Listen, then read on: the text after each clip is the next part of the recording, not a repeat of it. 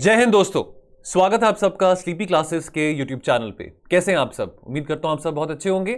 तो friends, today we will discuss 6 relevant articles from the Indian Express and the Hindu from the 22nd and 23rd of October, right. और दोस्तों, अगर आपको इस video का, इस लेक्चर का पीडीएफ चाहिए तो नीचे नीचे डिस्क्रिप्शन लिंक में क्लिक करेंगे तो आपको इसका पीडीएफ भी मिल जाएगा, टेलीग्राम ग्रुप पे भी अपलोड हो जाएगा, ठीक है। Now, so let's start with our editorial. So, as you all know that we have achieved a monumental achievement of 1 billion vaccination, 100 crore vaccination, 100 crore यानी कि इंडिया में 1 बिलियन लोगों को सिंगल शॉट वैक्सीन लग चुका है, ठीक है। So almost 76% of the population has been vaccinated with a single shot and almost around 32% of the population in India has been vaccinated with a double shot. So very good, that's a very good achievement considering the chaos which we saw early this year, शाल भी से इन अप्रैल में जब second wave अपनी peak पे था। तो considering all that chaos which we saw, बहुत सारी क्रिटिसिज्म सरकार को भी सुननी पड़ी थी कि भाई वैक्सीन्स नहीं है, सरकार वैक्सीन्स बाकी देशों को एक्सपोर्ट कर रहा है, पहले अपने लोगों को तो बचा लो, ठीक है। हमने बहुत क्योटिक सीन्स देखे अप्रैल और मई में जब इतने सारे लोग मर रहे थे। हमने ये भी देखा अर्ली दिस ईयर के बहुत सारे लोग हेसिटेंट भी थे वैक्सीनेशन को लेके, लोगों को हेसिटेंसी थी, तरह तरह के लोगों के माइंड में मिसकंसेप्शंस थे कि टीका लगाने से मैं चिंपैंजी बन जाऊंगा, टीका लगाने से मैं पैरालाइज्ड हो जाऊंगा, टीका लगाने से मैं इंपोर्टेंट हो जाऊंगा। इस तरह की बहुत सारी धारणाएं लोगों के माइंड में बैठी हुई थी, but it had, I mean fortunately और अनफॉर्चुनेटली, एक सेकेंड वेव को आना जरूरी था ताकि लोगों के माइंड में से यह धारणा रिमूव हो सके कि भाई टीका लगवाना जरूरी है, जो 2 टीके लगवाने हैं वो बहुत जरूरी हैं। अगर हमको लॉन्ग टर्म अगर बच के रहना है कोरोना वायरस से, अगर हमको कुछ इम्यूनिटी पानी है तो ये टीका लगवाना जरूरी है। अब आगे जाके इम्यूनिटी साल बाद, 2 साल बाद, 3 साल बाद रहे ना रहे, वो और कॉन्स्पिरेसी थ्योरीज हैं, उसमें हमने नहीं पढ़ना। बट बहरहाल अभी कोई टीका आया है तो अभी और तो कोई तरीका है नहीं है, नई बीमारी थी, पैंडेमिक, ये the novel corona virus was a new virus for everyone, not only for India but for everybody in the world. So इसके चलते अभी इतनी जल्दी, इतने कम समय में इतनी वैक्सीन्स बनना, वो भी अपने आप में एक बहुत बड़ी अचीवमेंट थी, ठीक है। इंडिया को फार्मेसी ऑफ द वर्ल्ड कहा जाता है। सो सेरम इंस्टीट्यूट ने कितनी ज्यादा मात्रा में कोविशील्ड की प्रोडक्शन करी, उसको लेके भी बहुत क्रिटिसिज्म था पहले स्टार्टिंग में कि भी हमारे पास कोविशील्ड के डोजेस कम है, कि सेरम इंस्टीट्यूट जो कोविशील्ड के डोजेस हैं वो यूके में एक्सपोर्ट कर रहा है, बाकी कंट्रीज में एक्सपोर्ट कर रहा है, यहाँ पे अपने लोगों को बचाने के लिए यहाँ पे जो डोजेस हैं कम बच गई हैं। तो बहुत तरह का क्रिटिसिज्म देखना पड़ता। और उसके अलावा जो कंफ्यूजिंग पॉलिसी सेंट्रल गवर्नमेंट की थी as far as the procurement of vaccine is concerned, as far as the age group of the targeted vaccine audience is concerned, उसको लेके भी बहुत कंफ्यूजन थी। हालांकि हमने 16 जनवरी को अपना वैक्सीनेशन प्रोग्राम शुरू कर दिया था, but even then, I mean, people were very hesitant to come forward and take the injection because people were thinking that okay, early this year, January, February की अगर हम बात करें, that okay, coronavirus is in the end game now, pandemic जा चुका है, but again, it took a second wave to happen to make people realize that no, this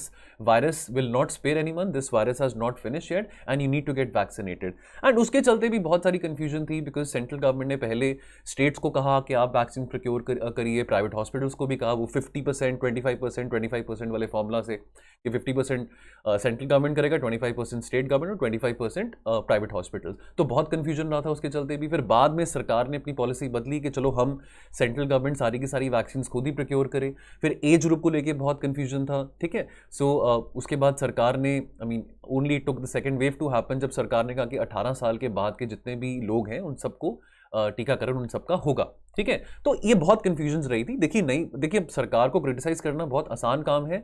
कोई भी पॉलिसी सरकार निकालती है तो गालियां भी पड़ती हैं सरकार को और शाबाशी भी मिलती है, ठीक है।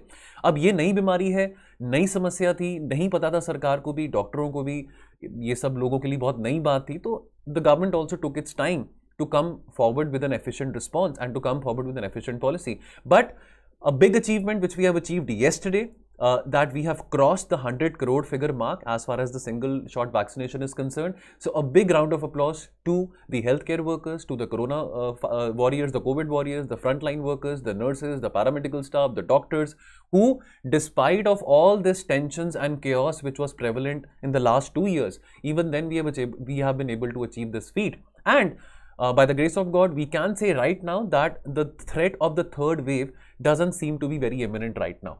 Okay, so context, a billion thanks. So humanity was dealing with such a pandemic after 100 years and no one knew much about the about this virus. Okay, so this is a round of applause to the Indian scientists and the entrepreneurs who were able to come out with different types of vaccines in a very less period of time, and also not only in India but also globally, right? So whether it's Moderna, whether it's Pfizer, right, whether it's the Sputnik vaccine from Russia, so I mean whether it's even the Sinovac from China. So big thanks to all these scientists, all these doctors, all these entrepreneurs who were able to come forward with an efficient response to deal with the coronavirus. After all, we couldn't have seen a future or a possibility that we are all locked down forever in our homes because of this pandemic, right? And this pandemic has proven again and again that it is very deadly. It spares no one. It spares no boundary. It spares nobody from any religion, no community, no caste, no age group. So this is a very, shall we say in a very sarcastic way, this is a very secular virus.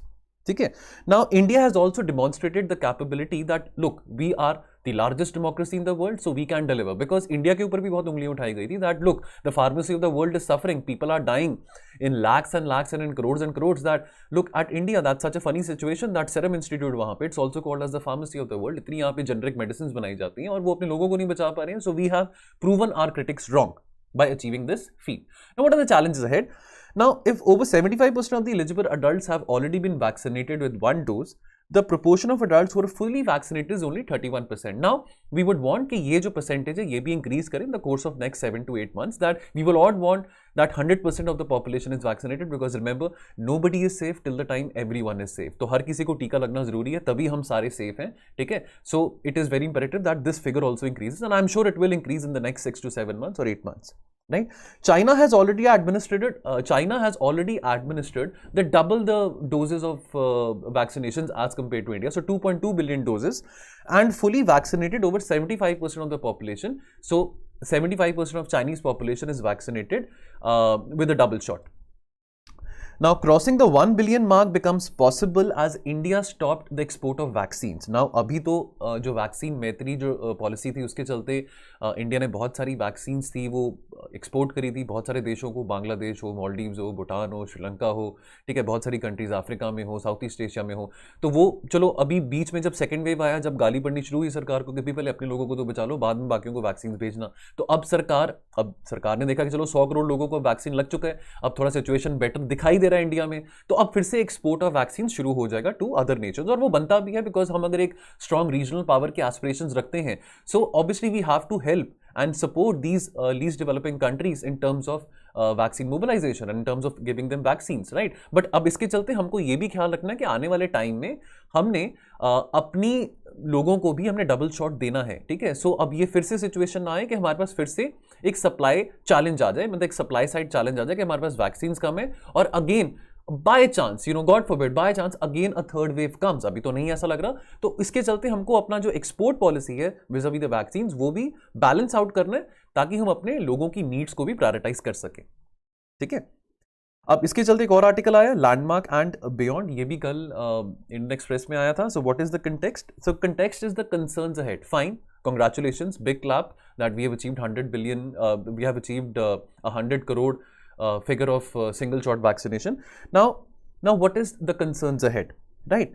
Now जैसे ज़्यादा and ज़्यादा people are getting vaccinated, now new questions and new information about different type of variants are also emerging कि क्या हमको life long immunity मिल पाएगी corona virus से, because corona virus इतनी जल्दी नहीं जाने वाला, वो रहेगा, ठीक है? वायरसेस एलिमिनेट नहीं हो जाते हैं, ठीक है? वायरसेस को होस्ट चाहिए होता है, तो वो ह्यूमन बॉडी एक होस्ट बन जाता है वायरसेस के लिए रिजाइड करने के लिए, ह्यूमंस हो या एनिमल्स हो, तो वायरसेस नहीं इतनी जल्दी मरते हैं, ठीक है?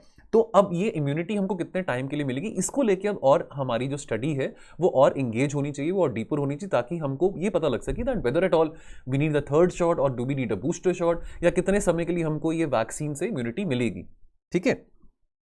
वैक्सीन इंड्यूस्ड इम्यूनिटी ऐसा माना जाता है that it tends to wane, it tends to diminish over a period of 6 to 9 months. तो so we need to be very careful that अगर ऐसा कुछ सच होता है तो फिर आगे जाके अगर कोई थर्ड वेव आता है, फोर्थ वेव आता है, because we know that this virus has multiple mutations, right?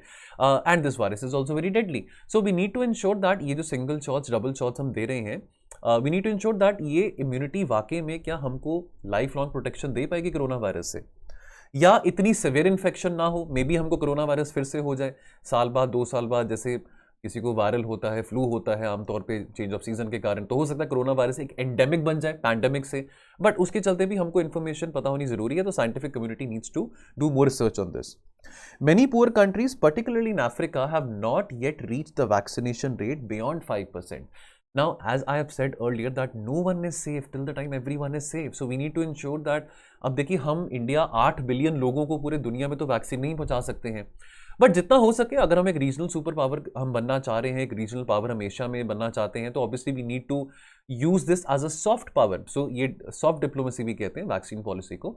So we need to ensure that poor countries, especially the least developing countries, whether it's in South East Asia, whether it's in Africa, sub-Saharan Africa, they have that, they don't meet with the last mile connectivity challenge of having vaccines with them. So that is very important, right?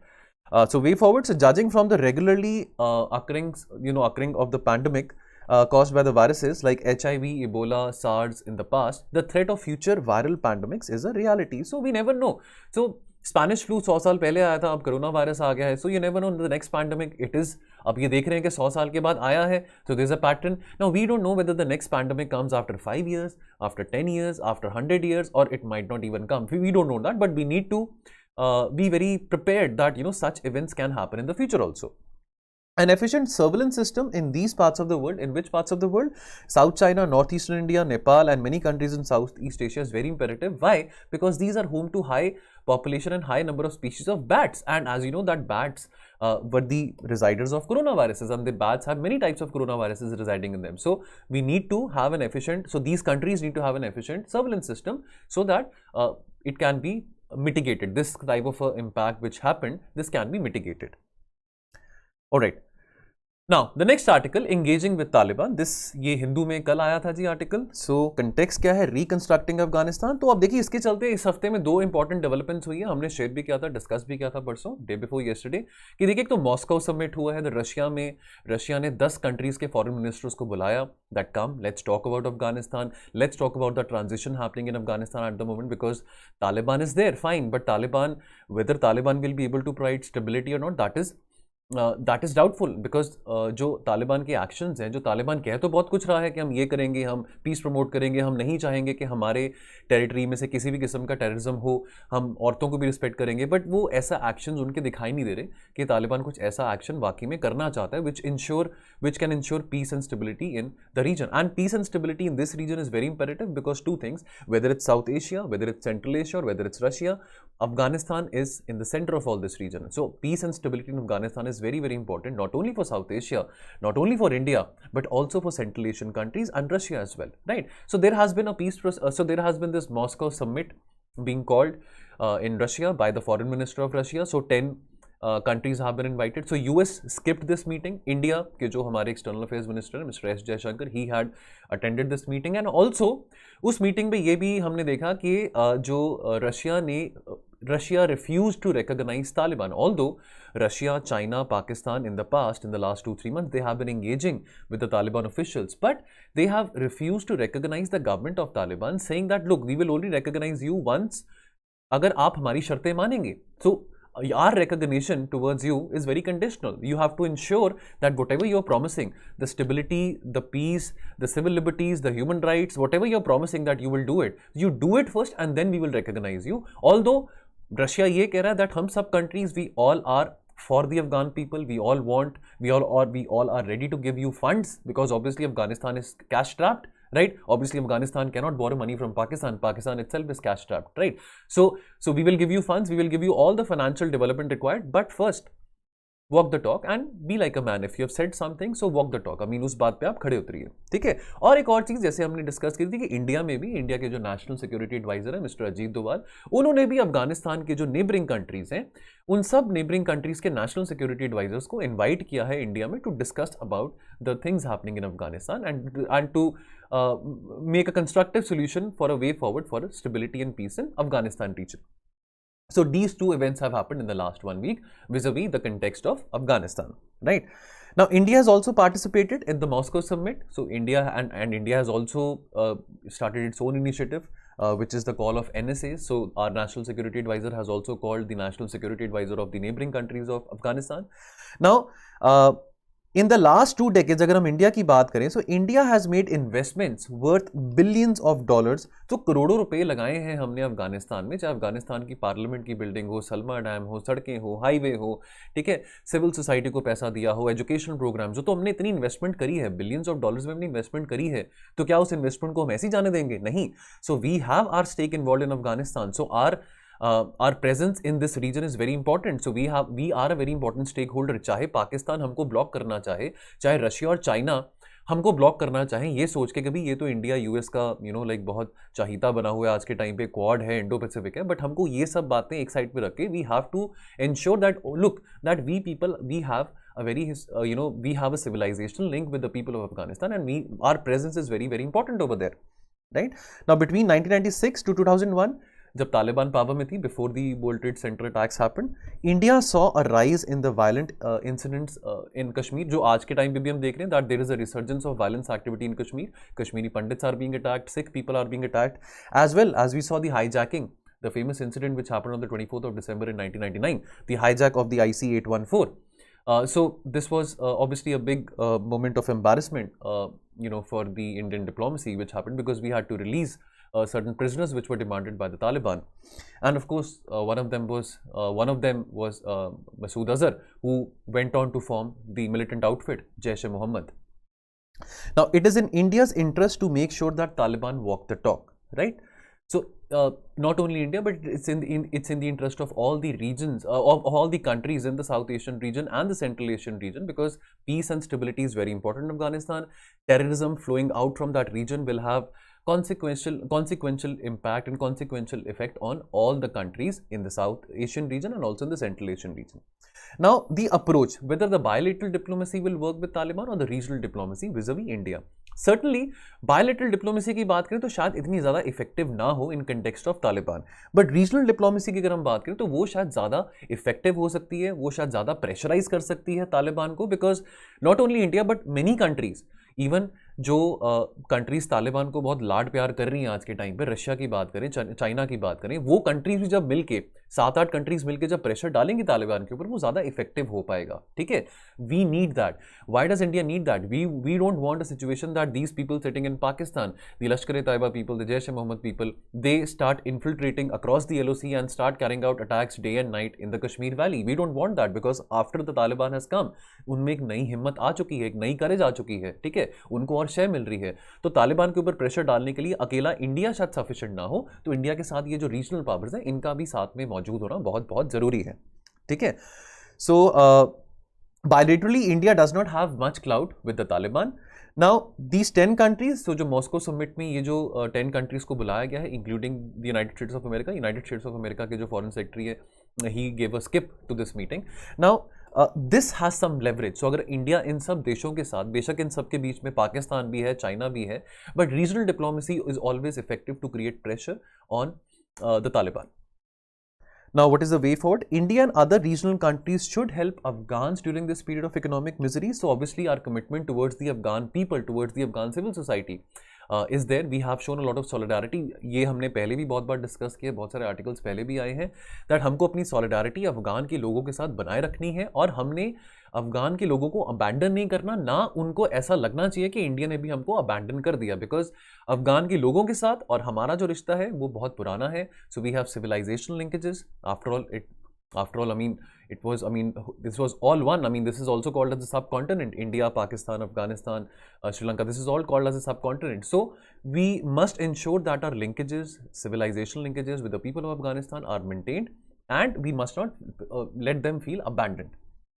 At the same time, India must use the regional political and economical clout to pressurize on Taliban, so that Taliban can make the required and necessary political concessions back home, means back in Afghanistan. चलिए, अगला article ये आज आया हिंदू में, development that is mindful of nature. So दोस्तों, ये किस context में है? Quit playing games with nature. ठीक है, तो अभी केरला में हमने देखा कि बहुत, अभी देखिए मानसून की बात करें तो साउथ वेस्ट मानसून अभी भी पूरी तरह से खत्म नहीं हुआ, ऑल्दो सर्दियां आने वाली है नॉर्थ इंडिया में, मौसम में काफ़ी चेंज आ चुका है, बट अभी रिट्रीटिंग मानसून का सीजन अभी नहीं शुरू हुआ. नॉर्थ ईस्ट मानसून का भी जो टाइम है, वैसे अभी तक तो आ जाता है नॉर्थ ईस्ट मानसून, लेकिन अभी तक नहीं शुरू हुआ, अभी भी साउथ वेस्ट मानसून चल रहा है. तो अभी हम देख रहे हैं कि उत्तराखंड हो केरला हो, लैंडस्लाइड्स आए हुए हैं, बारिशें हो रही हैं, ठीक है। सो चलो बारिश होना ना होना ये तो चलो अब that's all a natural phenomena, geographical phenomena, but हमको ये जरूर पता है कि बारिश का लेट आना, बारिश का होते रहना, बारिश जब चाहिए तब ना होना, this is all due to global warming and climate change.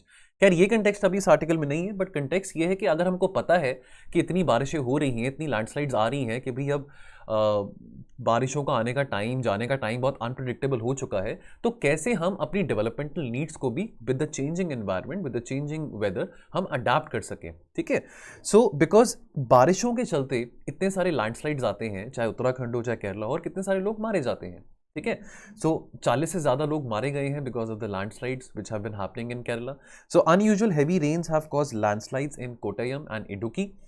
Loss of life must lead to the serious review of the land use pattern in Kerala. Now, in this article, a very interesting fact is given that, see, obviously Kerala Western Ghats में आ जाता है, और Western Ghats हम पता है हमको कितने सालों से हम ये बात पढ़ते आ रहे हैं कि जो Western Ghats हैं, they also are and they also lie in the ecologically sensitive area. They also are very ecologically very fragile.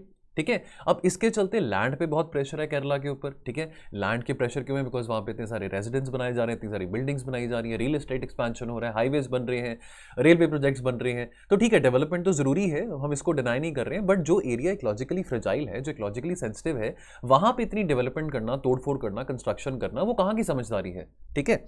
Now अगर फिगर्स की बात करें तो पॉपुलेशन डेंसिटी ऑफ 860 पर्सन्स प्रति square kilometre against an all India average of 368 persons पर square kilometre. तो केरला की जो पॉपुलेशन डेंसिटी है वो बहुत ज़्यादा है, almost double than the national average. So this experiences very high pressure on the land because there so many people. अगर पॉपुलेशन डेंसिटी ज़्यादा है तो ऑब्वियसली लैंड के ऊपर प्रेशर आएगा, डेफिनेटली आएगा। यहाँ पे बात करेगी इंफ्रास्ट्रक्चर डेवलपमेंट, स्पेशली अगर रोड कंस्ट्रक्शन की बात करें। Intra state migration and road construction have led to settlement of the highlands. No Kerala, हम इसको कहते हैं कि गॉड्स ओन कंट्री, ठीक है। केरला में ऑब्वियसली लिटरेसी रेट्स भी ज़्यादा हैं, एम्प्लॉयमेंट अपॉर्चुनिटीज़ भी बहुत ज़्यादा हैं, बहुत सारे लोग यूपी से, बिहार से, इवन नॉर्थ से भी बहुत सारे लोग केरला में काम करने के लिए आते हैं, है ना। तो अब ऑब्वियसली माइग्रेशन के चलते ऑलरेडी पॉपुलेशन डेंसिटी केरला में ज़्यादा, उसके चलते और लोग आ रहे हैं because Kerala is known to be a very rich state. अगर हम इंडिया की बात करें तो एम्प्लॉयमेंट अपॉर्चुनिटी सबको चाहिए, बट उसके चलते लैंड के ऊपर और प्रेशर बढ़ेगा बिकॉज उन लोगों को अकोमोडेट भी करना है, तो अकोमोडेट कहाँ करोगे? लैंड पे करोगे, ठीक है।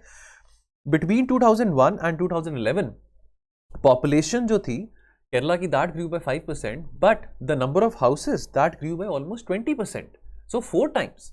तो अगर पॉपुलेशन में 5% की बढ़ोतरी आई है, तो अगर घरों की बात करें तो 20%, सो 4 times.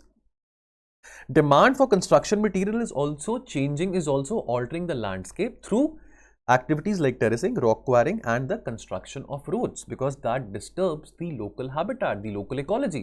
When the roads are widened, when the highways are made, कितने सारे trees को, पेड़ पौधों को काटना पड़ता है, तो local habitat gets disturbed, and obviously that leads to more challenges in the times to come.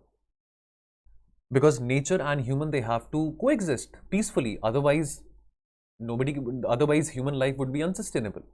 Now, why has construction activities created so much of a problem in Kerala? Now, construction on hill slopes is prone to disintegration during the heavy rains because again, because there are a lot of hilly regions in Kerala, and as you all know that this region of the Western Ghats is very ecologically fragile. So, over construction on the hills, तो अगर intensity of rainfall ज़्यादा है, so obviously that will cause a lot of damage to the infrastructure built on these hilly slopes and also lead to lot of loss of life of humans and animals both. It is not even clear that the authorities responsible for the oversight of construction, it is not even clear that क्या वो aware भी हैं इतने सारे challenges जो आ रहे हैं केरला में, ठीक है। Because rampant real estate expansion हो रहा है, रैम्पेंट कंस्ट्रक्शन हो रहा है, चलो एम्प्लॉयमेंट अपॉर्चुनिटीज़ बढ़ते हैं, चलो स्टेट के पास ज़्यादा रिसोर्सेज आते हैं, रेवेन्यू रिसोर्सेज आते हैं, चलो दैट्स ऑल फाइन, बट जो रेगुलेटरी अथॉरिटीज़ हैं क्या वो इस बात से वाकिफ हैं कि इतनी कंस्ट्रक्शन करने के जो कॉन्सिक्वेंसेज हैं वो कितने ज़्यादा डैमेजिंग हैं। अब यहाँ के चलते एक, so this is in 2011, so 2011 में there was this committee, the Madhav Gadgil committee, which had recommended that look, don't do so much of construction on the Western Ghats because that is a very ecologically fragile area, that's an ecologically sensitive zone. But ये Madhav Gadgil committee की reports को नहीं accept किया गया। बाद में एक कस्तूरी रंगन committee बनाई गई। कस्तूरी रंगन कमेटी ने अपनी जो फाइंडिंग्स थी वो 2013 में दी, और अनफॉर्चुनेटली माधव गडगिल की कमेटी की रिपोर्ट्स को ना मानने का नतीजा ये है कि आज जो हम देख रहे हैं कि इतना ज़्यादा डिस्ट्रक्शन हो रहा है केरला में because of landslides, because of unseasonal rainfall, because the government, whether it's the central government or whether the state government, they went on and carried on with the activities, with the construction activities on the Western Ghats region, right? So perhaps a relook to the recommendations of the Madhav Gadgil committee would be a wise thing at this moment. So what is the way forward? Now यहाँ पे एक बात करेगी है that there is a silver line rail project. So this is a light railway connecting the two extremities of the state. तो मैं आपको ये दिखा देता हूँ. So ये जो silver line project है, so this will connect Kasaragod with Thiruvananthapuram. So this is a 532 kilometer track and this is worth 66,000 crore project. Now यहाँ पे ये बात करेगी, देखिए ये जो एरिया है, again this is overlapping with the Western Ghats region. तो ये जो रेल लाइन प्रोजेक्ट यहाँ पे बनाया जा रहा है, नो डाउट कनेक्टिविटी बेटर होगी, fine, very good, but again ये कंस्ट्रक्शन एक इकोलॉजिकली सेंसिटिव एरिया पे करी जा रही है, so it might disturb the ecology of the region. And then further on, these problems like landslides and all when they come, so damages can happen.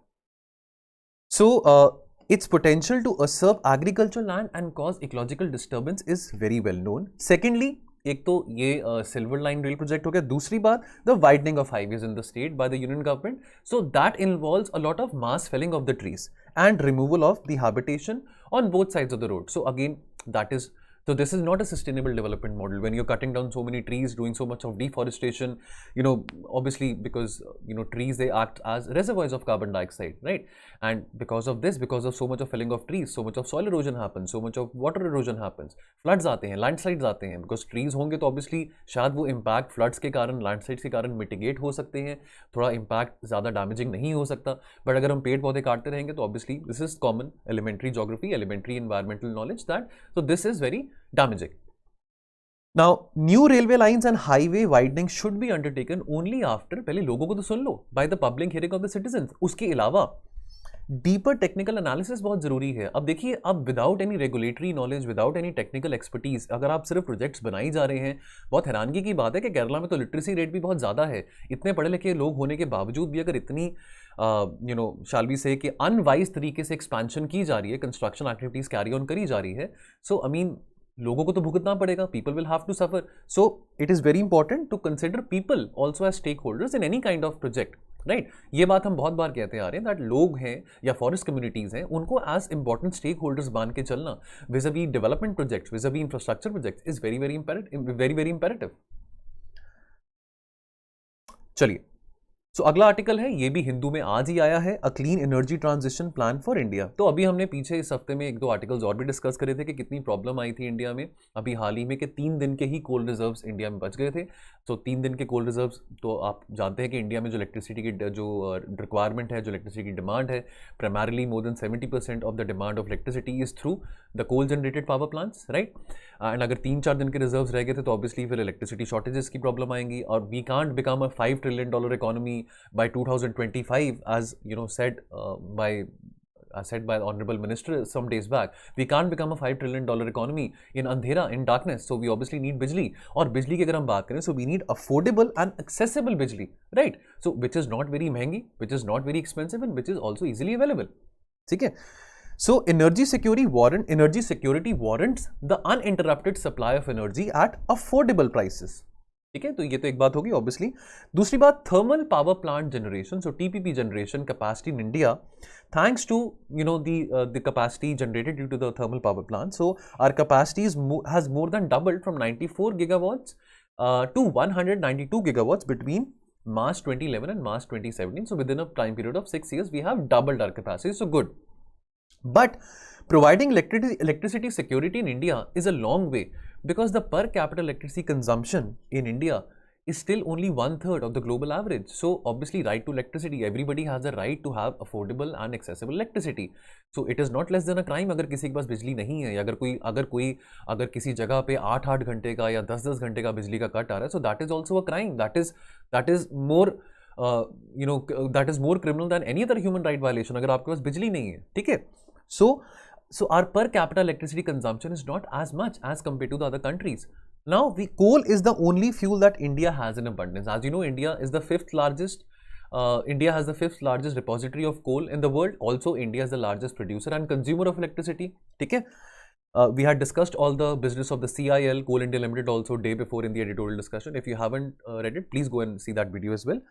Day before yesterday हमने कोल India limited की भी जो सारी की सारा जो काम धंधा है, बिकॉज क्यों कोल का प्रोडक्शन इतना कम है, so we discuss that in that video also. Now geopolitics of India's neighbourhood, because obviously we don't have a good, so we know that these Central Asian countries, they have rich reserves of natural gas, right? But because अब क्या करें, साथ में पाकिस्तान भी है, तो पाकिस्तान तो वैसे अलाउ नहीं करता बाईपास करने के लिए अफगानिस्तान को, ठीक है. तो अगर हम तापी पाइपलाइन की बात करें, INSTC कॉरिडोर की बात करें, तो geography is not very favourable to us, although geography is very favourable to the central Asian countries, but then our relation, the geopolitics, the kind of hostility which we have with Pakistan is blocking that supply of piped natural gas to us. So TPPs contribute 71% of the 1,382 billion units of electricity generated by the utilities in India during the fiscal year 2020 and 21. So quite significantly, हमारी जो dependency है electricity के लिए वो thermal power plants पे, coal based power plants पे ही है अभी. Now the scope of renewable energy, because देखिए दोस्तों, अब हमने ये भी बहुत बार डिस्कस करा that towards 2030 हमने अपना टारगेट जो कि 175 गीगावाट का रखा था by generating electricity using renewable energy resources, वो हम अचीव तो कर चुके हैं, ठीक है. 191 गीगावाट का हम वो अचीव कर चुके हैं. लेकिन नाउ आई मीन ये फिगर्स हैं, ये नंबर्स हैं, I mean like these are government numbers, these are government figures. अब सरकार ने वो टारगेट 450 गीगावाट कर दिया towards 2030 under its commitment to the Paris conference, the COP21. तो उसके चलते उन्होंने अपना जो रिन्यूएबल एनर्जी के टारगेट्स हैं 450 गीगावाट्स कर दिए हैं. नाउ अगर हम अभी प्रेजेंट की बात करें तो हम बहुत, देखिए India is a very responsible country as far as climate change targets are concern, as far as judicious use of resources is concern. तो हमने इन द पास्ट हमने बहुत डिस्कस किया कि इंडिया का जो ट्रैक रिकॉर्ड है in terms of mitigation of green house gases बहुत सेंसिबल है, ठीक है. इंडिया ने इंटरनेशनल सोलर अलायंस बनाया है, ठीक है. इसके चलते अभी हम बहुत सारी पॉलिसीज ऐसी निकाल रहे हैं जो सोलर एनर्जी पे बहुत एम्फोसाइज करती हैं, विंड एनर्जी पे एम्फोसाइज करते हैं कि भाई हम कैसे क्लीनर रिसोर्सेज के थ्रू इलेक्ट्रिसिटी जनरेट कर सकें. आज से 100 साल के बाद, 50 साल के बाद हम नहीं चाहेंगे कि हमारी बिजली की रिक्वायरमेंट्स कोयला से आ रही हैं, कोल से आ रही है. हम चाहेंगे कि रिन्यूएबल रिसोर्सेज हो हमारे पास जिससे हम इलेक्ट्रिसिटी जनरेट कर सकें. बट बहरहाल अभी स्कोप ऑफ रिन्यूएबल एनर्जी क्या है? Now, this accounts for 25% of the total installed generation capacity as of March 2021. Now, this contributed almost around 11% of the electricity generated. तो capacity जो installed है वो 25% है, और जो 25% की capacity installed में से जो बिजली generate हो रही है, that is around 11%. Now, clearly, there is a demand and supply mismatch because not many consumers are demanding renewable energy. ठीक है.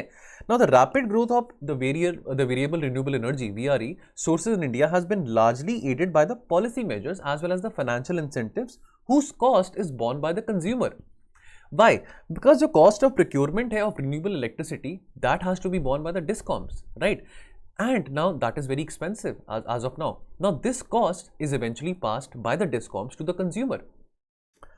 India must implement a plan to increase the energy efficiency and reduce the emissions of CO2 and the airborne pollutants from TPP. So we have to retire those obsolete thermal power plants जो 25-30 साल से operate कर रहे हैं, जो इतनी pollution create कर रहे हैं. So we have to retire those plants so that we don't add to the burden of the greenhouse gases. But ये सब should be at the cost of making power inexpensive, but this should not be at the cost of making power expensive and inaccessible for the people. So we have to ensure affordable and accessible electricity. Now what is the way forward? Now progressive retirement of the so ऐसे 211 thermal power plants हैं जो कि obsolete हो चुके हैं, जिनको retire करने का टाइम आ चुका है. तो एकदम से आज नहीं कि आज ही हमने सबको रिटायर कर दिया, आज के दिन ही सबको बंद कर दिया. अगर आज के दिन सबको बंद कर देंगे तो 36 गीगावाट इंस्टॉल्ड कैपेसिटी वो कहाँ से आएगी? प्रोग्रेसिवली, यानी कि over a period of time retire these thermal power plants जो which have become obsolete, which are inefficient and which are increasing the carbon dioxide emissions. अगर ये होता है तो we will increase the installed capacity from the current level of 209 gigawatts to 220 gigawatts by the end of this decade, by 2029-2030.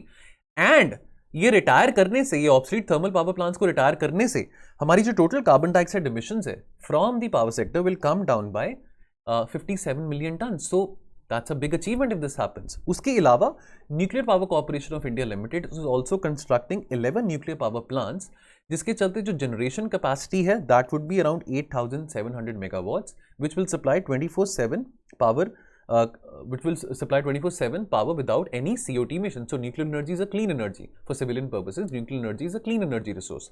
Now this combined capacity of 220 gigawatts and the nuclear capacity of 15 gigawatts is around 235 gigawatts, which can meet 80% of the baseload requirements.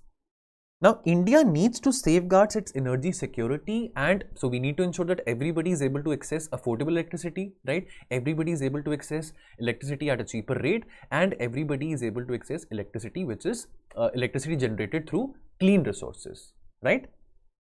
चलिए, so दोस्तों आज के लिए इतना ही. मिलते हैं Tuesday को और एडिटोरियल एनालिसिस के साथ. तो आप अपना ध्यान रखिए और पढ़ते रहिए. जय Hind. Thank you so much.